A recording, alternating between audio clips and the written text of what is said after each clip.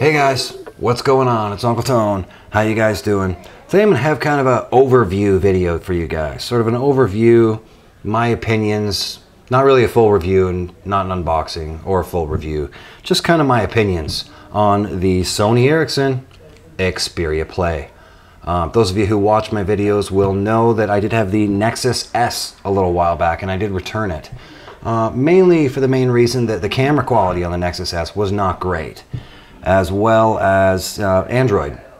I like Android. Android is kind of cool. It's neat. I love the openness of Android, but at the same time, I don't like the fragmentation in Android, and it just didn't replace iOS for me, really, as my primary device. Fjord just came in to join me and is blowing on a balloon. Okay, bye-bye. Bye. So I'm going to give you guys my quick little, rundown thoughts, kind of, on the Sony Ericsson Xperia Play. So let's go over the buttons and the ports and the controls and so on and so forth first, and then we'll dive into the device itself. Here on the top right, you have your sleep and wake button. Very easy to press, no problem there. Pretty good spot. I like it in the top right corner. Most people who are right-handed tend to hold their phones in their left hand. The top right corner just makes sense for the sleep-wake button. I'm glad to see they put it there. Here on the side, right side, you have the left and right paddles. Triggers, whatever you want to call them. This is for the PlayStation part. We'll get to more of that in just a second. Here in the second center, you have your volume rocker. Up and down, which seems like a strange place to put the volume rocker until you flip the phone open, and then you'll realize as you're holding it like so, the volume rocker is right in the center. It's very easily reached while you're using the phone in gaming mode. So it's actually a really cool spot to put the volume rocker. Moving down here to the bottom, we have nothing, simply where you pop the battery open. Moving over here to the right side, you have your micro USB port. This is where you're going to plug in your cable to charge, sync, to transfer your data back and forth, so on and so forth. That's your micro USB. And then here you have your 3.5mm headphone jack. Very cool beans. So this also does have two speakers built into it. It does have stereo speakers built into it. And one thing I'll say right off the top before we get any more into it is the sound on this thing is actually really, really good. Very, very impressive sound coming out of this. Possibly the best stereo speakers I've heard in a phone. They sound really, really good. So that'll definitely help you out with the gaming aspect of this phone. Flipping it open, we come to the PlayStation part of the phone. This is where you're going to find your gamepad. Here you have your left, right, up, down, normal analog D-pad. And then here you have your PlayStation controls with your triangle, circle, X, and square. Your select button, your menu, your start button, your select button, your menu button over here. And you have these two analog kind of touch pads. And what these do is kind of simulate a joystick. They're kind of simulated joysticks. And first I thought these were going to be a bit of a problem, but actually they're kind of finished here. They have some rubber right here. You can see that in the center where it lights up, actually. And then there's another strip of rubber running along here. And it does have a slightly brushed finish, kind of a brushed, knurled finish on it. And they actually work really, really well. The only one negative we'll get to right now is the fact that these rubber strips are starting to wear off. I don't know if you can really see that. Hopefully the camera will pick that up, but that's actually just rubber. And the rubber is actually beginning to peel off a little bit. It might have been nice if they had actually etched that or something. Used something a little bit better than rubber, because, after a week of gaming, it's starting to wear off here in the bottom corners. Week and a half, 2 weeks of gaming, something like that. It's at this for about a week and a half now. So, that's a little bit of a drag, but one of the negatives. We'll get into the more of them in a second. So this does have a 1 gigahertz processor. So you're looking at a 1 gigahertz processor, of course. 512 megs of RAM. It does have the 4-inch multi-touch display. I believe it's Super AMOLED. I could be wrong, but I'll put an annotation in here of what it actually is. I'll look it up and see what it is. But it is a 4-inch display.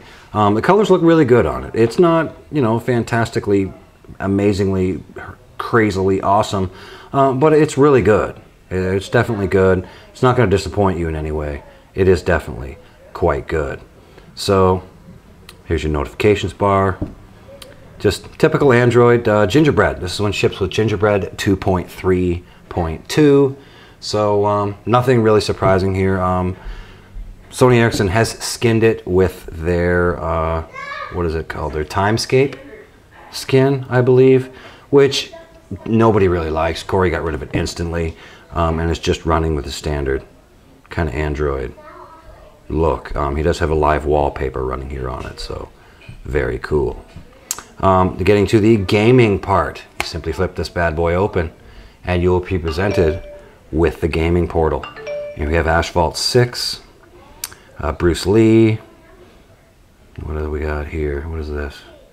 Backstab, Bruce Lee, FIFA 10, Madden 11, and Star Battalion. Let's go with Asphalt 6.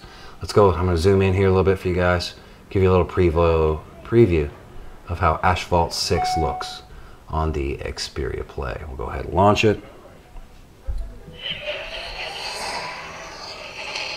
Give you guys a little bit of hint of the hint of the sound from this thing.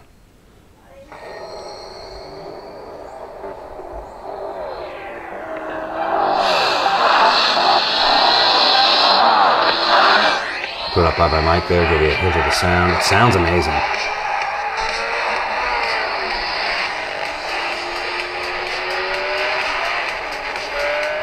Can we skip that? Okay, cool. Let's skip that. Just do a little quick race here at Asphalt 6, gives you guys a little preview.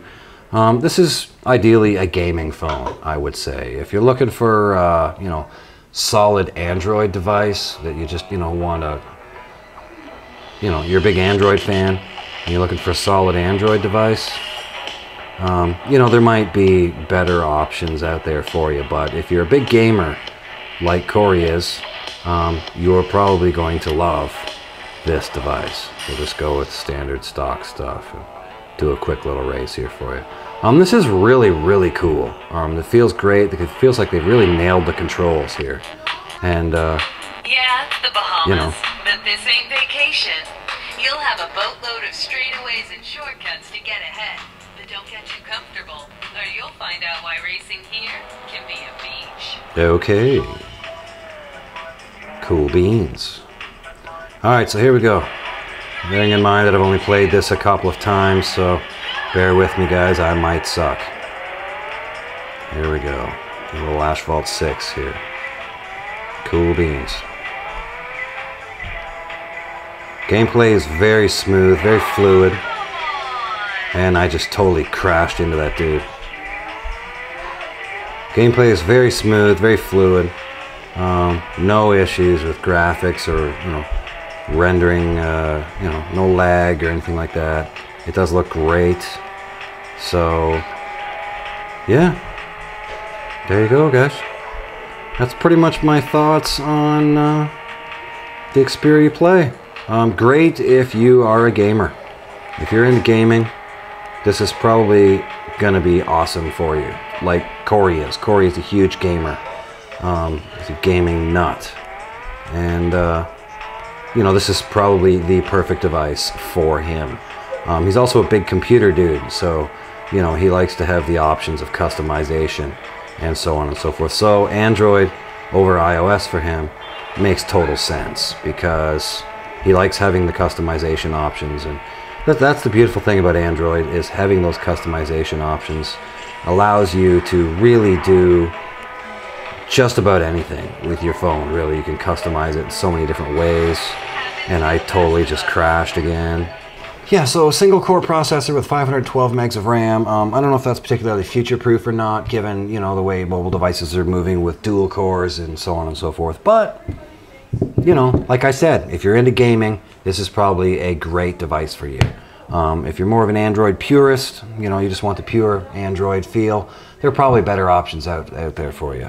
Me, I'm an iOS dude. iOS just works better for me, and that's what I prefer using. So, there you go.